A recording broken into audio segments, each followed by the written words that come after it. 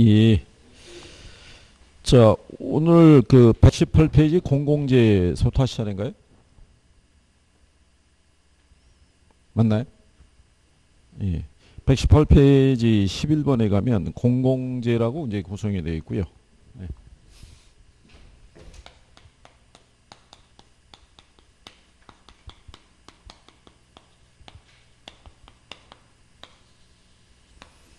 자, 이제 시장 실패 원인으로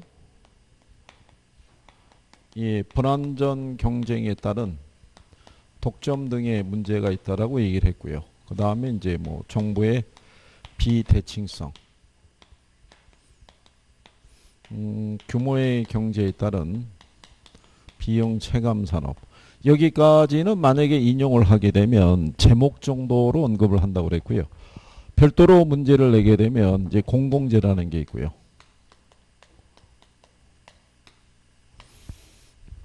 그래서 이제 이 공공재는 성격이 비경합성과 비배제성이 있다라고 얘기한 거죠. 그리고 이제 공공재라는 게 그 일반적으로 보면은 우리나라 정부 입장에서는 토지는 공공재로 취급해요. 주택은 준공공재로 보고. 그 다음에 이제 기반시설이 있죠. 뭐 항만이라든가 뭐 철도라든가 도로라든가 터널이라든가 이런 것 기반시설도 대부분 공공재의 성격을 갖고 있죠. 그래서 원래는 그런 기반시설을 누가 공급하냐면 정부가 공급을 하죠. 근데 이제 정부가 예산을 편성해서 공급하기가 쉽지 않을 때 그때 이제 민간 자본을 유치해서 공급하는 거. 그래서 이제 그거를 BTO, 뭐 BOT 이렇게 해서 이제 배우신 거죠. 그래서 이제 이 공공재라는 게 비내구재라는 표현이 하면 틀리죠. 작년 시험에 그렇게 나온 거예요. 비내구재이기 때문에 정부만 이 비용을 부담해서 뭐 공급한다. 이런 식으로 틀리게 준 거예요. 그래서 얘는 성격이 비경합성과 비배제성의 특징을 갖고 있고요. 비경합성 때문에 공공재는 공급이 되면은 이 공동 소비가 가능한 그런 성격이 있고, 비배제성이라는 거는 이게 이제 공공재를 소비하면서 어떤 얻는 효용에 대한 대가를 지불하지 않는다 그래서 소비로부터 배제당하지 않는 거를 비배제성. 그래서 이제 뭐가 생기냐면 무임승차자. 그래서 얘네 때문에 그 소비의 선호도를 조사하면은 항상 과소 생산에 문제가 있어서 그래서 이제 누가 개입을 해서 정부가. 그래서 이제 그 경제학적인 사고에 보면은 시장 실패 원인에서 제일 중요한 게 이거예요. 공공재. 그래서 이제 강의 시간에 말씀을 드렸지만 경제학자들은 정부가 개입하는 걸 싫어해요. 오히려 정부에 대한 여러 가지 문제가 나올 수 있으니까. 근데 얘만 예외적이라는 거죠. 이거는 시장 기구를 통해서는 공급이 안 되니까. 그래서 그런 이제 성격의 기초에서 하시게 되면은 11번에 1번에 보면 소비의 비경합성과 비배제성이라는 특성이 있고요. 2번에 이제 생산을 시장에 맡길 때 사회 적정 생산량보다 과다하게 생산되는 경향이 있다 그랬으니까 틀린 거겠죠. 그리고 이제 3번에 보면 생산을 시장에 맡길 때 무임승차의 문제가 발생할 수 있다. 뭐 이런 얘기가 되겠죠. 그래서 이제 5번에 가면 설립, 명승지 등 그 자연이 잘 보존된 토지는 공공재정인 성격을 지닌다라고도 얘기를 하죠. 그래서 그런 표현이고요. 그 다음에 이제 이 공공재라는 게 뭐를 유발할 수 있냐면 외부 효과를 유발할 수 있다고 얘기를 하죠. 외부 효과. 그래서 이제 12번 문제가 작년에 나온 거죠. 공공재에 관한 일반적인 설명으로 틀린 걸 물어봤을 때요. 1번에 보면 이제 소비의 비경합적 특성이 있고, 그 다음에 무임승차와 같은 시장 실패가 발생하고요. 생산을 시장 기구에 맡기면 과소 생산되는 경향이 있고, 비배제성에 의해서 비용을 부담하지 않는 사람도 소비가 가능하죠. 네, 틀린 건 이제 2번으로 해서요. 비내구재이기 때문에 정부만 생산 비용을 부담한다 그러니까 틀리다는 얘기가 되겠죠. 이게 이제 대부분 내구재적인 성격이 강하죠. 기반시설 뭐 이런 것들이고 뭐 토지 뭐 이런 것도 마찬가지니까. 그래서 이제 이게 정부가 이번에도 여실히 나오는 게 주택 공급이 부족하니까 공급을 늘려야겠는데 땅이 없는 거죠, 땅이. 그래서 그 땅을 갖다가 어떻게 효율적으로 이제 관리해야 되느냐. 그래서 토지 정책 중에서 중요한 것 중에 하나가 공공재로서 토지를 비축하는 것 있죠. 예, 그게 중요한 정책 중에 하나가 돼요. 그래서 국토교통부 장관이 10년 단위로 토지 비축 계획을 수립을 해서 발표하도록 돼 있어요. 그래서 올해 발표한 거예요. 그러니까는 2010년에 발표했고 2020년에 발표했고 2030년에 10년 주기로 네, 그런 식으로 운영하고 있다라고 보시면 되겠죠. 예, 그래서 이제 공공재에 관한 부분이고요. 뒤로 가시면 이제 외부 효과에 관한 부분이 있어요. 얘도 이제 시험상에서 단독적으로 나올 수 있는 요건이 되는 애예요. 안 그러면은 두 개를 묶어서 내는 것도 생각해 볼 수도 있는 거죠. 하나만 내는 부분이 아니라. 이렇게 예측할 수 있죠. 작년에 공공재가 나왔잖아요. 근데 공공재가 지금까지 3번 나왔는데, 예, 3번이 나올 때 텀이 길었거든요. 그럼 이번에 한 번 나오면 또 안 나오겠지, 당분간. 예, 그렇게 생각했는데, 그리고 이제 외부 효과가 나올 차례가 아닌가?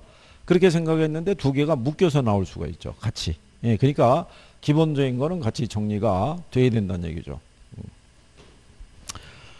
자, 그래서 이제 이 외부 효과에 대한 부분은요. 요거는 의도 물어보는 거죠. 그죠? 예. 이건 어떤 이제 경제 주체의 경제 활동이 있죠. 예, 이게 어디를 통하지 않고, 그렇죠. 시장 기구를 통하지 않고 제3자의 경제적 후생에 영향을 미치는 거. 그걸 우리가 이제 외부 효과라고 그러고요. 지난번에 얘기했지만 이 경제 주체의 경제 활동이 있죠. 경제 활동은 요게 생산 또는 소비 활동을 얘기하죠. 그래서 외부 효과를 보면은 생산 과정에서도 발생할 수 있고 소비 과정에서도 발생할 수 있다. 그래서 이제 120페이지 그 13번 문제에 2번 지문에 그렇게 나와 있죠. 외부 효과에는 생산 과정에서 발생할 수도 있고 소비 과정에서도 발생할 수 있다. 그런데 이제 여기서의 표현상에서 보면요. 이게 정예외부 효과라고 있죠. 정예외부 효과를 다른 말로 외부 경제. 또 얘를 긍정적 외부 효과. 그죠? 예, 그 다음에 양의 외부 효과. 표현을. 예, 이런 식으로 다양하게 바꿔 쓸 수 있다는 거죠. 그래서 이제 얘는 사적 비용하고요. 그 다음에 사회적 비용이 있죠. 이거를 사적 한계 비용 또는 사회적 한계 비용 이렇게 쓸 수도 있어요. 예, 근데 여러분 시험에는 한계라는 표현은 빼고 주니까 예, 그냥 이거는 이 비용이 크죠. 그래서 이제 거기에 따른 과소 생산에 문제가 있고요. 대신에 이제 사적인 편익하고요. 사회적 편익을 비교하면은 얘가 크죠. 근데 과소 생산에 따른 무슨 문제가? 과소 소비에 문제가 있더라. 그리고 이제 정예외부 효과랑 관련 있는 게 핀피 현상이죠. 예. 그리고 이제 부예외부 효과를 가게 되면 이거는 이제 외부 불경제, 외부 비경제 이렇게도 써요. 또 이렇게 해드릴 거예요. 이걸 불 또는 비라고도 얘기를 해요. 그 다음에 이제 부정적 외부 효과 또는 음의 외부 효과 뭐 이렇게도 표현해요. 이거는 이제 사적인 비용하고요. 사회적 비용이 있으면 무슨 비용을? 네. 이걸 시험에 가끔 써요. 부예외부 효과는 사회적 비용을 발생시킨다라든가 또는 부예외부 효과의 문제를 해결하기 위해서는 사회가 부담하는 비용이 있죠. 예, 이게 늘어난다든가 뭐 이런 식의 표현이 들어오죠. 대신에 이제 사적인 편익하고요. 사회적인 편익이 있으면 이건 사적인 편익이 크죠. 거기에 따른 과대 생산과 과대 소비에 문제가 있다. 이런 것들에 대해서 그죠? 예, 그러면 이제 외부 효과 문제를 해결할 수 있는 방안이 있죠. 해결책 중에서 가장 대표적인 거. 그 지역지구제.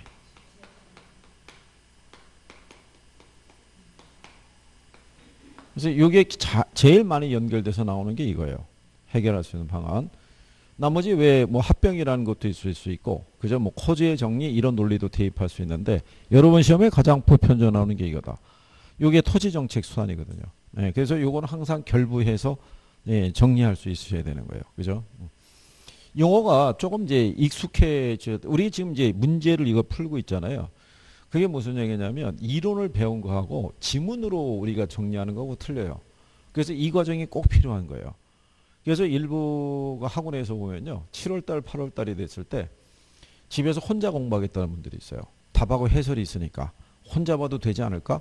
그런데 그게 또 틀린 거예요. 이거는 강의를 들으면서 이론에서 배웠던 거를 오지선다로 바꾸는 작업을 같이 해봐야 돼요. 이렇게. 이 과정을 겪어야 이제 9월에 동영 모의고사 이런 거 하면은 거기에 맞춰서 40문제를 풀 수 있는 기초가 쌓여지는 거예요. 이게 그리고 혼자서 공부하실 때는요.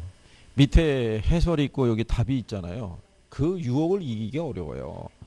쓱 풀다가 벌써 답이 안 나올 것 같으면 시선이 이쪽으로 쓱 가는 거죠. 그러고 난 다음에 답을 확인한 다음에 보면 좋은 얘기예요. 내가 하는 거랑 똑같은 거예요. 그냥으로 넘어가는 거예요. 그러니까는 이게 정리가 안 돼요. 그러다가 답하고 해설이 없는 모의고사 이런 거 풀잖아요. 그러면 당황하는 거예요. 이거 뭐서 보기는 본 것 같은데 얘도 맞는 것 같고 얘도 얘는 뭐라는 거야? 뭐 이러면서 이제 그죠? 예. 그리고 문제 풀 때까지 생각은 안 나고 답하고 해설 보면 생각이 나고 뭐 그런 거죠. 그래서 이게 그 공부하신 분들이 인강을 통해서 공부도 마찬가지지만 기본 문제 과정을 약간 가볍게 생각하는 경향이 있는데 안 그래요. 이 과정은 꼭 겪어 주셔야 돼요. 거쳐서. 그래서 이제 문제를 할 때는 그래서 예습이 중요해요. 풀어갖고 들어와야 그래서 내가 여기서 무슨 지문에서 이해가 안 되고 이게 이제 이런 거 뭐 이런 걸 한 다음에 들어와서 다시 복습을 해줘야 되는데 안 하면 소용이 없죠. 그렇지 않겠어요? 심지어는 그 다음 페이지에 답이 있어요. 지문에. 그러니까 여기서 물어볼 거 아니겠어요? 그러면은 못 들은 체 하잖아요. 그죠? 그럼 페이지 한번 넘겨보면 거기 내용이 있잖아요. 그러면 선생님이 알죠. 예습해왔다 안 했다가. 예습을 했으면은 당연히 다 확인을 했을 텐데. 그렇잖아요? 자, 그래서 이제 13번에 가면요. 외부 효과에는 외부 경제하고 외부 비경제 이렇게 있고요. 외부 효과는 생산 과정에서 발생할 수 있고 어디서? 소비 과정에서.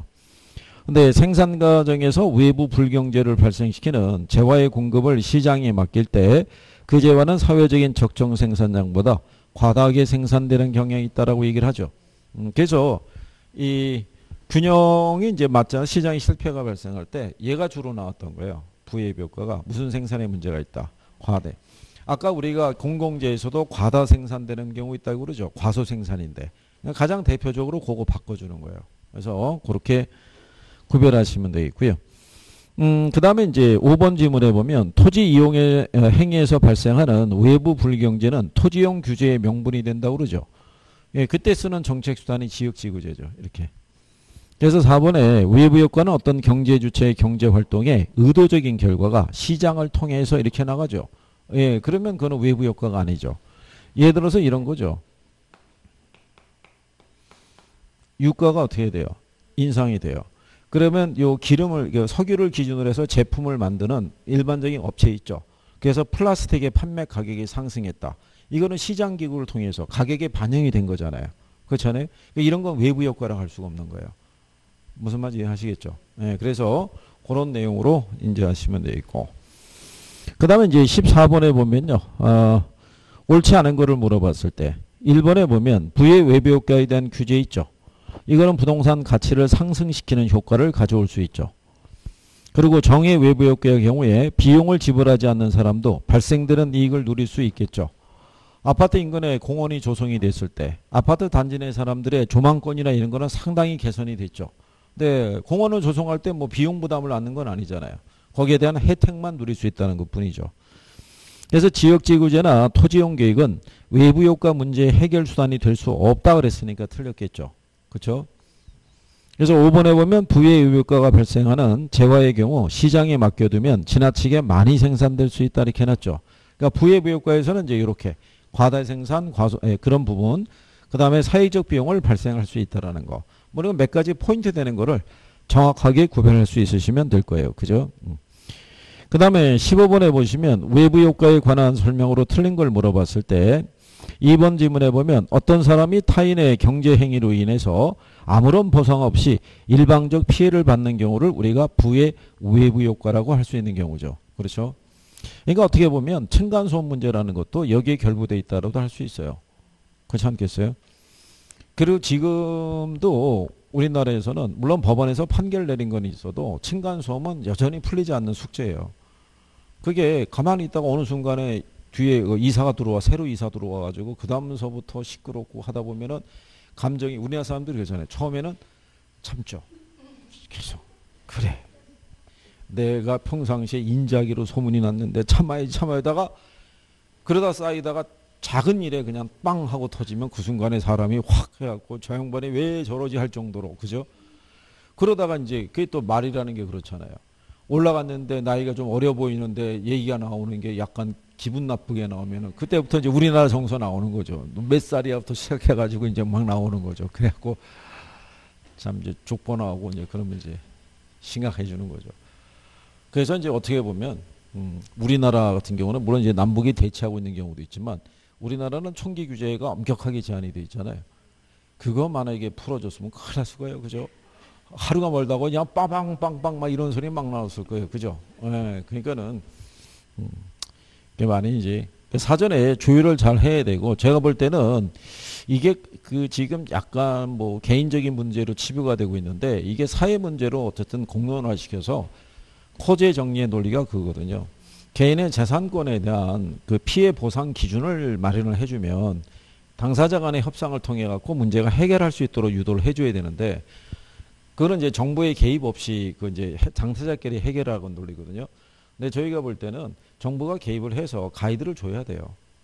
가이드를 이번에도 왜 그 임대차 3법 있죠. 예, 그걸 할 때 그 임대업자가 임차자하고 둘이 협상을 해서 그 해결하라고 그러면 해결이 되겠냐고요.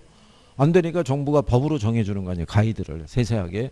마찬가지로 층간소음 문제도 기준을 마련해 줘야 돼요. 그래서 이걸 이제 일반인들이 얘기하면은 그 몇 데시벨 이상의 소음이 있죠. 예, 그거를 우리가 측정하기는 어렵잖아요. 그게. 그러니까 정부가 이거는 어느 정도의 소음이고 이런 게 1시간 또는 30분 이상 지속이 되면은 이게 피해를 주는 걸로 간주해서 그럼 협상을 해가지고 내가 한 30분 또는 1시간 동안 소음이 이렇게 날 예정이니까 거기에 대한 피해 보상으로 시간당 예서 5만 원을 주겠다. 시간당 10만 원을 주겠다. 그러면 마음대로 뛰라 그러나요? 그래요? 그러니까 어쨌든 그렇게 하면은 불만이 있을 수가 없는 거죠. 그럼 차라리 이럴 수 있잖아요. 그래요? 1시간? 얼마 준다고요? 5만 원? 그럼 나가서 카페 가서 커피 한 잔 마시고 와야지. 이걸로 피해 갈 수 있는 거잖아요. 네. 그리고 안 그러면 우리도 그때 손님이 오기로 해서 좀 곤란한데. 그러면 이제 저쪽 위에서는 뭐라고 그러겠어요? 10만 원 더 쓸까요? 뭐 이렇게 얘기를 한다든가. 안 그러면은 알겠습니다. 그럼 공사를 내일로 늦춘다든가. 뭐 이러면서 이제 합의를 할 수 있는 거죠. 자, 어쨌든 뭐 그런 내용이죠. 그래서 이제 15번에 4번 지문에 보면 용도지역 지구제 같은 토지이용 규제는 부의 외부효과를 억제하기 위한 수단으로도 이용이 된다. 이렇게 나오죠. 그리고 정의 외부효과를 발생시키는 재화는 사회적으로 적정한 수준보다 더 많이 생산이 된다는 게 틀렸겠죠. 그냥 일단 이런 거죠. 좋은 건 부족해요. 항상 안 좋은 애들이 넘쳐난다고 생각하시면 돼요. 그래서 그런 쪽으로 간략하게 정리하시면 되겠고요. 그 다음에 이제 뒤를 넘어가시게 되면은 16번에 외부 효과의 문제와 해결 방안에 대한 설명으로 부적절한 걸 물어봤을 때요. 2번 질문에 보면 도시지역에서 용도지역지구제나 토지용 규제 등은 부의 외부 효과를 제거하는 수단이다 그랬으니까 맞는 편이겠죠. 그리고 5번에 가면 정의외부 효과는 과소생산과 과소소비의 문제가 나타나죠. 그러니까 적정량이 생산이 되게끔 우리가 이제 보조금이라든가 뭐 이런 걸 지급하면서 유도를 해줘야 된다는 얘기고요. 그리고 이제 3번에 보면 무임승차자의 문제는 외부 효과를 사적 시장에서 해결하는데 장애 요인으로 작용할 수 있다는 얘기죠. 그러니까 무임승차자가 존재하면요. 소비의 선호도를 조사하더라도 적정한 양을 우리가 판단하기도 힘들고 그리고 무임승차자 때문에 수익자 부담의 원칙이 정해지진 않아요.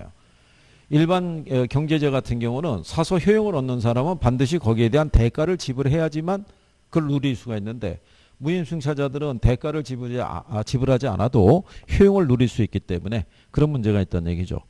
그래서 1번에 보면 부의 외부효과의 경우에 사적 비용이 사회적 비용을 초과하게 만든다라고 그랬으니까 틀리다는 얘기죠. 부의 외부효과의 경우는 무슨 비용을? 사회적 비용을 더 증가시킨다는 거. 그런 정도 여러분들이 알아두시면 되겠고요. 그 다음에 이제 토지 정책으로 이제 넘어갔을 때요. 일단은 이제 토지 정책 들어오면요. 토지 정책의 가장 중요한 목표 중에 하나가 시장에서 발생하는 뭐를 조정하는 거예요. 부의 외비 효과를 조정하는 거. 그 다음에 이제 공공재로서의 토지를 확보하는 거. 요거 두 가지가 주요 목표 중에 하나가 되죠. 그래서 부의 외부 효과를 조정하기 위해서 쓰는 대표적인 정책이 바로 지역지구제. 그래서 공공재로서의 토지를 확보하기 위해서 쓰는 게 공동토지 비축제도. 그래서 이걸 우리가 이제 이론적으로 보면 이제 토지은행제도 뭐 이렇게도 얘기를 하죠. 근데 이제 여기서도 이런 게 있죠. 사서 뭐 해야 돼요? 비축을 해야 되죠. 자, 비축을 할 때 이제 우리가 토지 선매라고 이제 배우셨죠.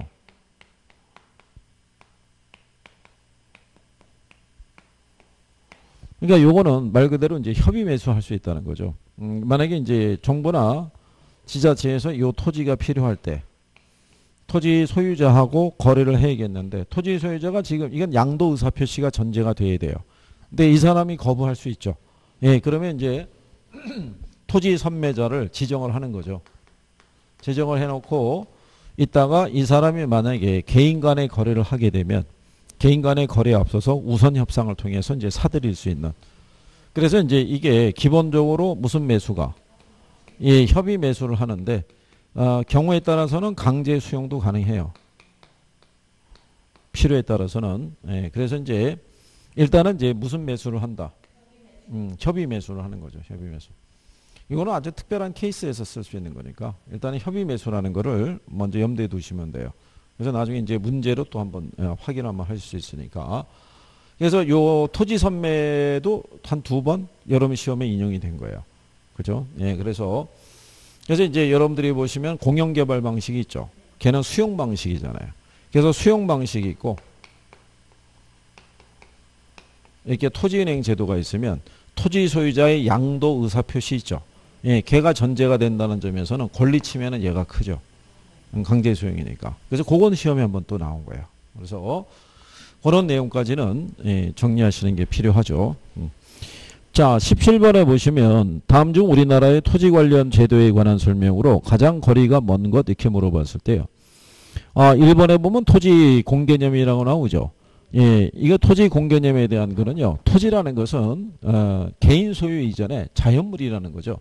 예, 그래서 토지의 공익성과 사회성을 강조하는 개념으로 토지 소유권에 대한 제한 가능성을 인식하려는 사고라고 볼 수 있다 이거죠. 그래서 이 개념에 입각해서 오늘날 이 토지에 관한 소유권 있죠. 이걸 절대적인 권리로 보지 않고 상대적 권리로 보겠다는 거예요. 그래서 토지 사용했을 때 뭐를 가할 수 있다. 제한을 가할 수 있다 이런 얘기죠.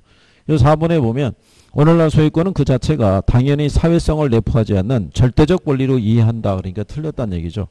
그래서 이게 토지 공개념이라는 건요. 뭐하고 대비가 되냐면 토지 국유화하고 우리가 그때 강의할 때 해드렸죠. 토지 국유화라는 게 있고요. 토지 공개념이라는 게 있는 거죠. 이거는 토지 국유화라고 돼 있잖아요. 그러니까 이거는 국가가 뭐를 소유하는 거예요. 예, 토지를 소유하기 때문에 소유권에 관한 분쟁은 생길 수가 없어요. 공산주의 국가에서 하는 거예요. 토지 국유화라는 거는. 그러니까 토지 공개념이라는 건 이건 자본주의 시스템에서. 자본주의에서는 개인 소유를 인정해줘야 안 해줘요. 예, 개인의 사유재산을 인정하잖아요. 사유재산을 인정을 하기 때문에 개인에 대한 토지 소유권이라는 게 성립하죠. 근데 이 권리를 절대적인 권리로 보지는 않는다는 얘기예요. 그러니까 개인이 소유이면은 틀림이 없지만 소유권을 행사할 때는 제한을 가할 수 있다라고 얘기하는 거죠. 그게 이제 토지 공개념에 입각한 거라고 보시면 돼요. 그래서 이 토지 공개념에 입각한 3대 법안이라고 해서 택지 소유 상한제, 토지 초과 이득세제, 개발 부담금제 이런 거 도입했다가 택지 소유 상한제하고 토지 초과 이득세제는 이게 위헌 판정받아서 없어졌다고 그랬죠. 남아있는 게 개발 부담금 제도밖에 없어요. 그래서 이제 그런 내용이겠죠. 그래서 이제 그 내용을 구별하시면 되겠죠. 그래서 거기 2번에 보면 우리나라의 민법에서는 사유재산권의 보장이 있죠. 개개인이 재산을 소유하고 상속하는 것은 물론 법률의 범위 내에서 사용수익 처분하는 권리를 인정하는 것이다 이렇게 해놨잖아요. 그래서 정부가 지난번에 규제하면서 강남 일대 4군데의 지역을 토지거래 허가구역으로 묶어버렸잖아요. 그게 그래서 위헌 소지가 있다고 얘기하는 거예요. 사유재산권에 대한 부분이 그러니까 헌법상에서 명시가 돼 있거든요.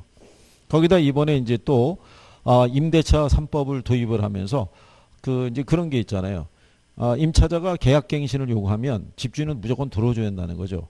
그런데 그렇게 되면은 거주 이전에 헌법상에 보장되어 있는 거주 이전의 자유가 훼손이 된다는 거예요. 아니 집주인이 세를 놨다가 내가 그 집에서 살아야 되니까 난 들어가겠다는데 저기서 계약갱신 청구권을 행사하면은 나는 그러면은 주거 이동 못 한다는 거 아니냐. 그렇잖아요. 그래서 집주인이 직접 들어가서 사는 조건이면은 그러면 내보낼 수 있다. 이렇게 또 이제 타협을 한 거죠. 그런 식으로. 그러니까 이제 이게 확정이 돼서 나와 봐야 알아요. 지금 이제 계속 논의 중이에요. 논의 중이고 왜냐하면 여러 명의 국회의원이 발의를 했다고요.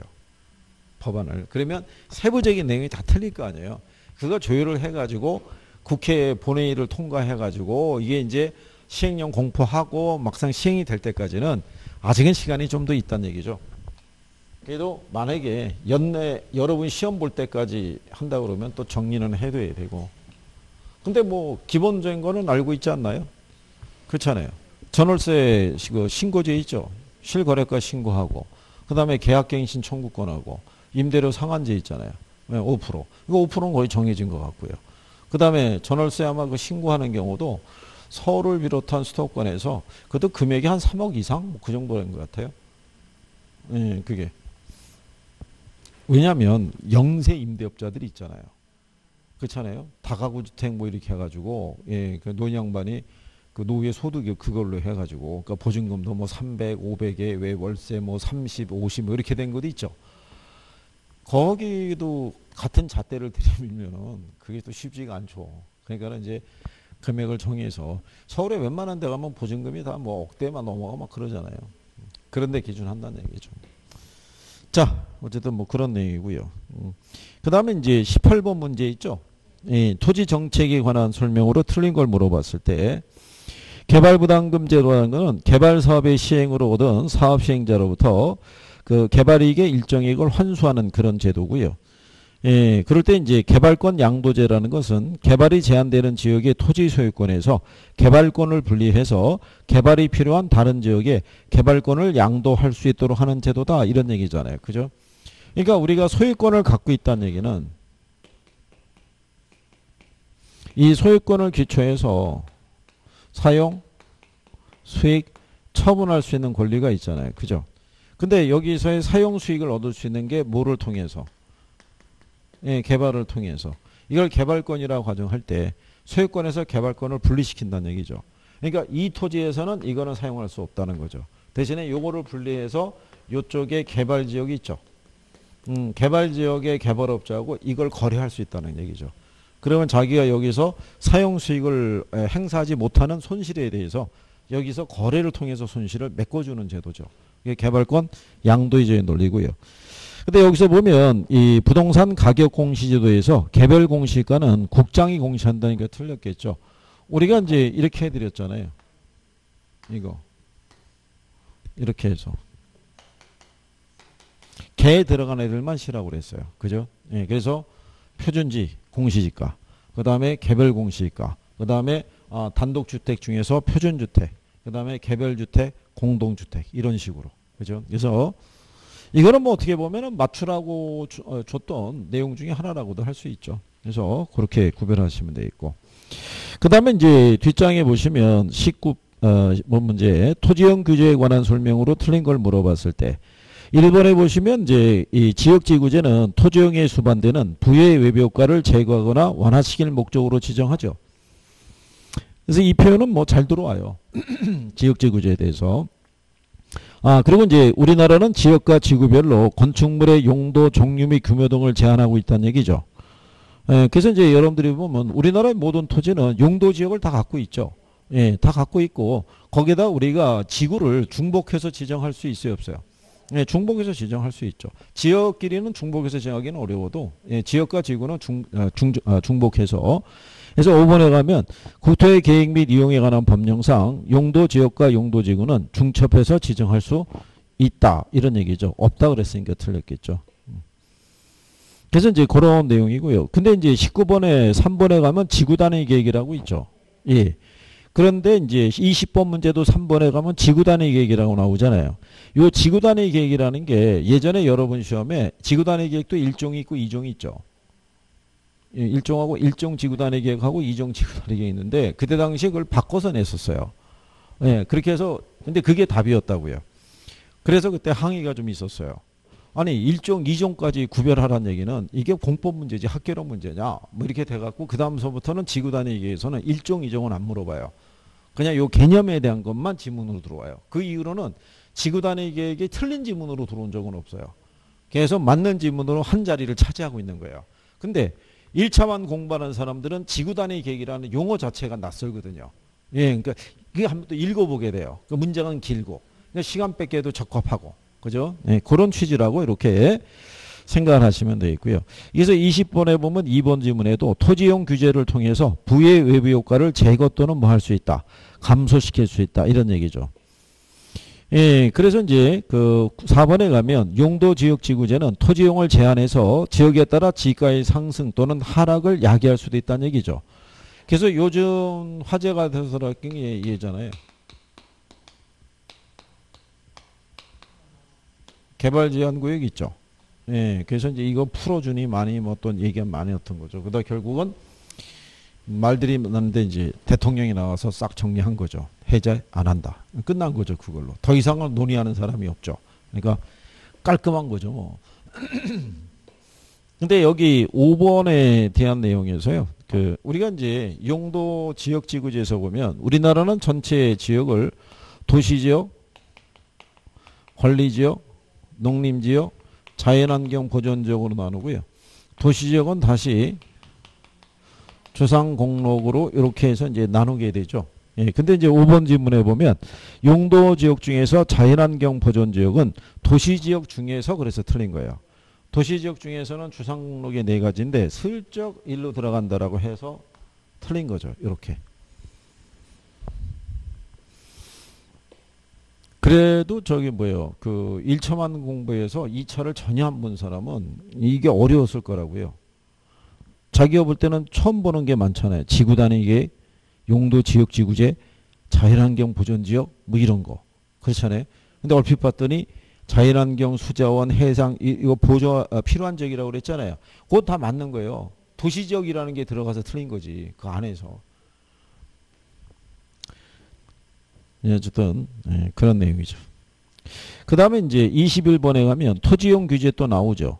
근데 1번에 보면 지역지구제 있죠. 예, 부의 외부 효과를 차단하는 그런 효과가 있다라고 얘기를 하죠. 그렇죠? 예.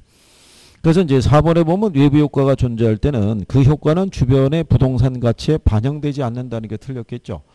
정의 외부 효과가 됐든 부의 외부 효과가 됐든 간에 가치에 당연히 영향을 주죠. 그러니까 다만 정의 외부 효과는 긍정적인 영향을 주고 부의 외부 효과는 부정적인 영향을 줄 수밖에 없다. 이런 얘기가 되겠죠. 그래서 21번에는 답이 4번 예, 이렇게 구별하시면 되겠고요. 그 다음에 이제 뒤로 넘어가셔가지고 그 22번에 보시면 용도 지역 지구제의 문제점에 대한 설명이다. 근데 1번에 보시면 지역 지구제의 실시는 토지 개발 및 이용이 지나치게 속박되는 지역과 그렇지 않은 지역 간에 지가 상승에 큰 차이가 생길 수 있어요, 없어요? 그럴 수 있죠. 개발 제한구역으로 지정이 된 지역과 그렇지 않은 지역 간의 지가의 상승의 차이는 또 아주 크다라고 우리가 할 수가 있겠죠. 그랬을 때 이제 거기에 보시면은 그 5번 지문에 시장에서 발생하는 부의 외부 효과를 감소시킬 수 있다라고 얘기를 하죠. 예, 근데 여기서 주어지는 거는 문제점을 물어본 거죠. 예, 문제점을 물어본 거고 5번에 대한 거는 하나의 이제 긍정적인 역할, 기능을 물어본다는 얘기. 이건 문제점에 해당이 되지는 않는다는 얘기죠. 예, 그래서 5번이 틀렸다. 근데 이제 이게 요거는 문제상에서 이렇게까지 틀리게 주지는 않을 거예요. 문제점이라고 해서 그게 긍정적인 기능인데 이렇게 해서 틀리게 준다 그러면 여러분들은 그러면 또 아주 안 좋은 문제라고 그럴 거라고요. 여러분이 맞춰야 좋은 문제죠. 뭐 틀리면 다 치사 문제가 되는 거죠. 예. 근데 예, 이런 건 있는 거예요. 문제가 뭐를 물어보는지를 놓치잖아요. 그래서 지문을 쭉 읽고 내려가면은 얘도 맞는 말이거든요. 그러면 못 찾는 거예요. 그러면 예, 문제가 뭘 물었는지 까맣게 잊어먹고 그 다음부터는 막 찾는 거예요. 그죠? 그러면 이제 시간대로 가고 무슨 말인지는 모르겠고 이제 섞이기 시작하는 거예요. 그럼 이 문제 못 풀어요. 그렇잖아요. 나중에 이제 찍는다고요. 그냥. 예, 그런 게 있으니까 문제 읽을 때 그런 거는 차분하게 잘 정리할 수 있으셔야 돼요. 그죠? 그 다음에 이제 23번에 대한 것 있죠. 예. 그것도 이제 이런 거죠. 5번에 가게 되면 국토의 계획 및 이용에 관한 법령상 국토는 토지의 이용 실태 및 특성 등을 고려해서 도시지역, 관리지역, 농림지역, 자연환경 보존지역 같은 용도지역으로 구분한다는 거죠. 그러니까 조금 아까는 얘가 여기에 들어갔어서 틀리게도 한번 출제했다가 지금은 또 맞는 지문으로 쏙 또 주는 거죠. 그러니까 이런 식의 변화를 주는 경우가 많다는 얘기예요. 기출에서는. 그렇죠? 그리고 용도지구는 하나의 대지에 중복 지정될 수 있죠. 그래서 이제 기본적인 걸 물어본 거고요. 근데 또 여기서 여기 주거지역 있잖아요. 주거지역도 전용 주거지역이 있고 일반 주거지역이 있잖아요. 그래서 전용 주거지역은 1종하고 2종으로, 일반 주거지역은 1종과 2종, 3종. 여기는 단독주택, 여기는 공동주택 중심에, 여기는 저층, 중층, 고층, 뭐 이런 식으로, 그죠? 이걸 또 바꿔버린 거죠. 이렇게. 그래서 이제 거기 보시면 2번 지문에 국토의 계획 및 이용에 관한 법령상 제2종 일반 주거지역은 공동주택 중심의 양호한 주거환경을 보호하기 위해서 필요한 지역이다 이렇게 해놨잖아요. 일반이 아니라 전용 주거지역이죠. 그러니까 이제 요거는 그런 거죠. 처음에는 같이 1, 2차를 공부했다가 어느 시점에선가 2차하고 이별을 한 거죠. 그러니까 아주 안 본 건 한데 어디서 보긴 본 거죠. 그러면 순간적인 착각이 있죠. 맞는 것 같아. 그러면 이제 또 답을 못 찾는 경우죠. 그렇게 배열해 준 거예요. 그러니까 여러분에게 주어지는 문제는 내용을 어렵게 해서 틀리게 한다기보다는 실수와 착각을 유도하는 거예요. 제한된 시간 안에. 시간을 압박을 받잖아요. 그죠? 그래서 자꾸 모의고사 보면은 연습하셔야 돼요. 그죠? 예, 그런 게 필요하니까요. 자, 그래서 이제 그런 내용이고요. 그 다음에 24번에 가면 개발권 양도제가 나오죠. 예, 개발권 양도제는 우리가 이제 뭐를 시행했을 때요. 지역지구제를 시행을 하게 되는 과정에서 뭐가 나오냐면 이건 말 그대로 토지 이용을 뭐 한다는 거예요. 규제하는 건데 토지 이용 규제에 따른 형평성 문제 있죠. 예, 이거를 완화하기 위해서 우리가 쓸 수 있는 게 뭐다? 그게 개발권 양도제라고요. 그래서 여기서 보면 우리가 TDR이라고 그러잖아요. 예, 그러니까 영문대로 그대로예요. 이게 트랜스퍼 레이블이고요. 디벨로먼트 라이스거든요. 그러니까 이게 개발권이라는 거거든요. 개발권이 뭐가 가능한, 양도가 가능한 개발권을. 그죠? 조금 아까 우리가 이런 식으로 얘기해 드렸잖아요. 그죠? 소유권을 갖고 있는데, 그죠? 여기가 만약에 개발 제한 구역으로 지정이 되면 이 사람은 뭐가 상실되는 거예요. 그렇죠? 사용 수익화에서 얻을 수 있는 권리가 상실된 거죠. 그럼 여기서 소유권하고 개발권을 분리시켜 주는 거죠. 그래서 개발권을 누가 발급해 주는 거예요? 정부가. 그러니까 정부가 공적 자금을 투입하거나 그러지는 않는다는 거죠. 그래 놓고 이거를 뭐 할 수 있도록, 예, 양도할 수 있도록 이쪽으로. 그래서 입는 손실을 보상해 주는 그런 제도라고 보시면 돼요. 근데 거기 24번의 개발권 양도제에서 보시면 1번에 개발 제한에 의해서 규제되는 이 보존지역에서 발생하는 토지 소유자의 손실을 보존하기 위한 제도죠. 근데 3번에 봤더니 규제지역 토지 소유의 손실을 개발지역 토지에 대한 소유권이 있죠. 예, 이 지역에 대한 소유권으로 이 손실을 보상해 주는 제도는 아니란 얘기죠. 예, 그래서 그게 잘못됐다는 거죠. 그래서 여기 이 제도의 가장 큰 특징 중에 하나가 뭐냐면 공공이 부담해야 되는 비용이 있죠. 예, 이거를 절감하면서 규제에 따른 손실의 보존이 이루어진다는 점에 의의가 있다. 이런 얘기죠. 그래서 답이 이제 3번 이런 얘기죠. 자, 그래서 이제 25번에 보면요. 개발권 양도제 보시면 이렇게 돼 있죠. 도시성장 관리 기법의 하나로 뭐를 보완하기 위한, 지역지구제를 보완하기 위한 그런 제도고요. 3번 지문에 보면 공공의 직접적인 비용 부담 없이 규제에 따른 손실 보상을 할 수 있다는 장점이 있다는 얘기죠. 근데 4번에 보면 토지 소유자 간의 형평성은 다룰 수 있는데 비소유자 간의 형평성은 다루지를 못해요. 그러니까 여기서도 이 사람들이 있는 이 손실이 있죠. 이건 토지 소유자들이 있는 손실이고 규제 지역에 토지를 소유하고 있지 않는 사람들이 있죠. 그 사람들이 있는 손실에 대해서는 보상은 안 이루어져요. 그러니까 토지 소유자 간의 문제라는 얘기죠. 근데 5번에 보면은 이미 설정된 규제 상한선을 초과할 수 없기 때문에 개발 유도 지역에 과밀이나 혼잡도 막을 수 있다라고 그러죠. 이게 틀렸다는 얘기죠. 개발 지역은요. 개발할 수 있는 총량이 규제가 돼 있어요. 5층 이상은 못 짓는다. 근데 뭐를 사들이면 개발권을 사들이면 그 이상 규제 상한선 이상으로 이렇게 올릴 수 있거든요. 그러면 과밀이나 혼잡이나 이런 문제가 유도가 될 수 있다는 얘기죠. 근데 이것도 요 주변 지역이 개발이 아직은 시작이 안 됐을 때 이게 효과가 있지, 이미 주변에 개발이 다 끝난 지역 같으면은 이게 효과가 없죠. 개발권이 매매가 안 될 테니까. 먼저 그런 요건도 좀 있어요. 그래서 이제 그렇게 정리하시면 되겠고요. 그 다음에 이제 뒤에 보시게 되면은 또 다른 이제 토지 정책 수단이라고 또 주어져 있죠. 거기서 보면은 공영개발하고 환지 방식이라고 있죠. 예. 공영개발은 이제 예를 들어서 수용 방식이잖아요. 그러니까 정부가 이제 수용을 하게 되니까 개발 이익을 원천적으로 환수할 수 있고요. 공공용지도 충분히 확보할 수 있다는 장점이 있는데, 이게 토지를 수용해야 되니까 수용에 따른 보상 문제가 있겠죠. 또 보상 과정에서 수용자하고 피수용자 사이에 갈등이라는 게 있을 수 있겠죠. 또는 비용 부담 문제라는 것이 발생을 해요. 근데 환지 방식은 상대적으로 사업자의 비용 부담 문제는 줄어들죠. 예, 줄어드는데 사업 기간이 길게 가요. 이 자체가. 예, 그래서 이제 요거는 공공용지를 또 충분히 확보할 수 없다라는 그런 단점도 있어요. 예, 그래서 거기에 박스 안에 보면 비교가 돼 있죠.